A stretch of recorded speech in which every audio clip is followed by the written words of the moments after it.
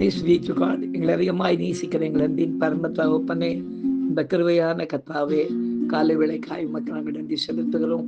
இந்த காலை வேளையிலும் உம்மை துதித்து பாடி ஆராதித்து இந்த நாளிலே நாங்கள் தியானிக்கும்படியாக கர்த்தர் எங்களுக்கு கொடுக்கிற வார்த்தைக்கு நேராக கடந்து போகவும், நீ செய்த நன்மைகளை சாட்சியாக சொல்லி உம்முடைய வசனத்தை மகிமைப்படுத்த கர்த்தர் உதவி செய்யும்படியாய் ஜெபிக்கிறோம் ஐயா.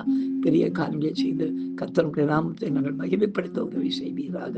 இயேசுவின் நாமத்தில் ஜெபிக்கிறோம் எங்கள் ஜீவனுள்ள நல்ல பிதாவே. ஆமேன், ஆமேன், ஆமேன். கூடாதது ஒன்றும் இல்லையே, கூடாதது ஒன்றும் இல்லையே, கூடாதது ஒன்றும் இல்லையே, கூடாதது ஒன்றும் இல்லையே, நம் தேவனால் கூடாதது கூடாதது ஒன்றும் இல்லையே, நம் தேவனால் கூடாதது கூடாதது ஒன்றும் இல்லையே, கூடாதது ஒன்றும் இல்லையே, கூடாதது ஒன்றும் இல்லையே, நீ விசுவாசித்தாலே தேவ மகிமை காண்பாயே, நீ விசுவாசித்தாலே தேவ மகிமை காண்பாயே, என்னை பலப்படுத்தும் கிறிஸ்துவாலே பெரிய காரியம் செய்வாயே, என்னை பலப்படுத்தும் கிறிஸ்துவாலே பெரிய காரியம் செய்வாயே, கூடாதது ஒன்றுமில்லையே, கூடாதது ஒன்றுமில்லையே, என் தேவனால் கூடாதது கூடாதது ஒன்றுமில்லை. எனக்கு அருமையானவர்களே, இந்த நாளிலே நாம் தியானிக்கும்படியாக கர்த்தர் நமக்கு கொடுக்கிற வார்த்தைக்கு நேராக கடந்து போவோம். எடுத்து வாசிக்கலாம். யோபின் புத்தகம் 42ஆம் அதிகாரம் 2ஆம் வசனத்தை நாம் வாசிக்க கேட்போம்.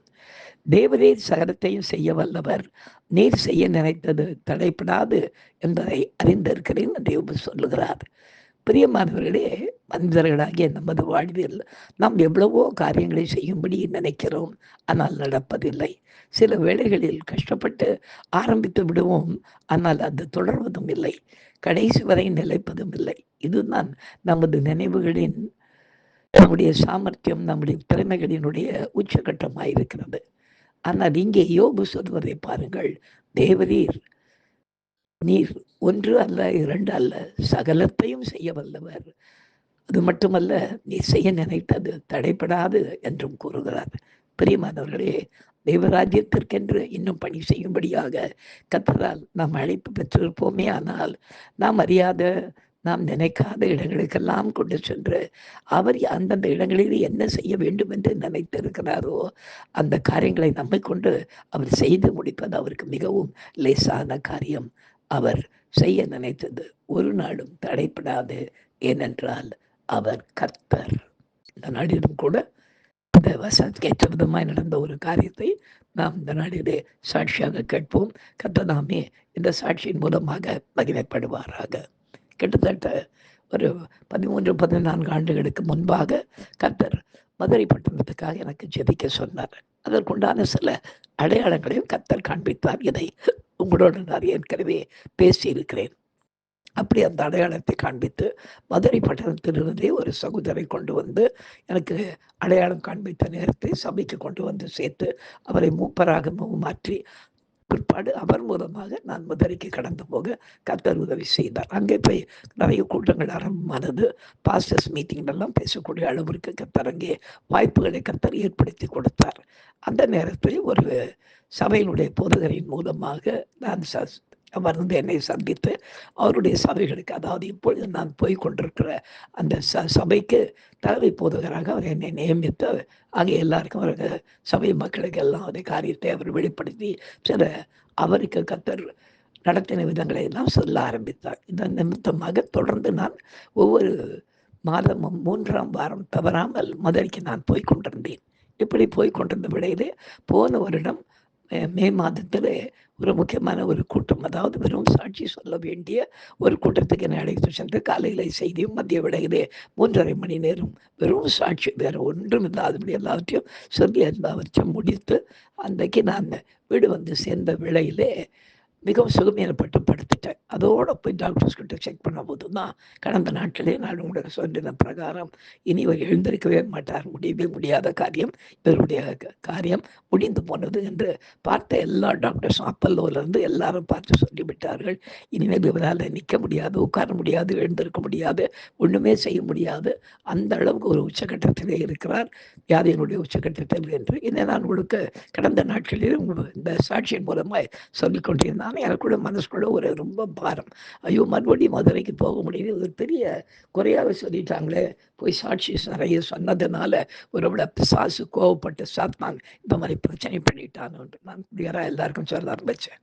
தேவனுடைய நாமத்தை மகிமைப்படுத்தும் போது சாட்சிகளின் மூலமாக அதை தொடுவதற்கு சத்துருக்கு எந்த வல்லமையும் எந்த அதிகாரம் கிடையாது.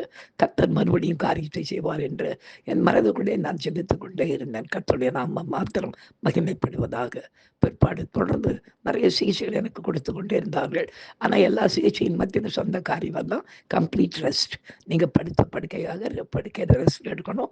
ரொம்ப அதிகமாக ஓடிட்டீங்க, இனிமேல் நீங்கள் ஓடுறதுக்கு சான்ஸே கிடையாது. அப்படி போனீங்கன்னா ரொம்ப மோசமான நிலைமைக்கு போய்விடும், உங்கள் காரியம் முடிந்துவிடும் அப்படின்னு சொன்னாங்க. நான் மறந்து கொண்டே ஜெபம் பண்ணி கொண்டு இருந்தேன். ஆண்டவரே, நான் மறுபடியும் நீர் என்னை கொண்டு சென்றேன். மதுரைக்கு நான் போன விதம், அங்கே நடந்த காரியங்கள், அற்புத அடையாளங்கள் எல்லாம் எனக்கு தெரியும் ஆண்டவரே.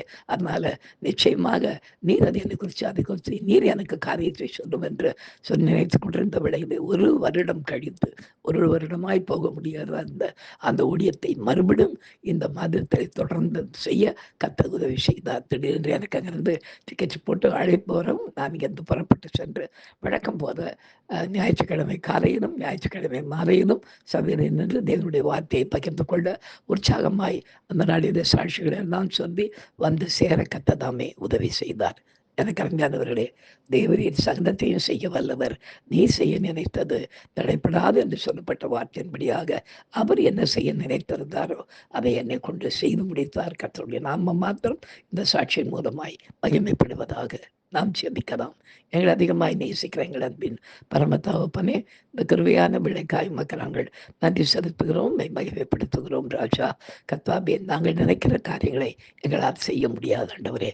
ஆனால் நீர் ஒரு காரியத்தை நினைப்பீரானால் அதை செய்தே முடிப்பீர் ஆண்டவரே. அப்படியாய் அடிமனுடைய வாழ்க்கையை நீர் செய்கிற எல்லா நன்மைகளுக்காய் மக்கள் நன்றி. தொடர்ந்து நடத்தும் உடைய நாமத்தை மகிமைப்படுத்திக் கொள்ளும். இயேசுவின் நாமத்தில் ஜெபிக்கிறோம் எங்கள் ஜீவனுள்ள நல்ல பிதாவே. ஆமென். ஹல்லேலூயா, ஹல்லேலூயா, ஹல்லேலூயா.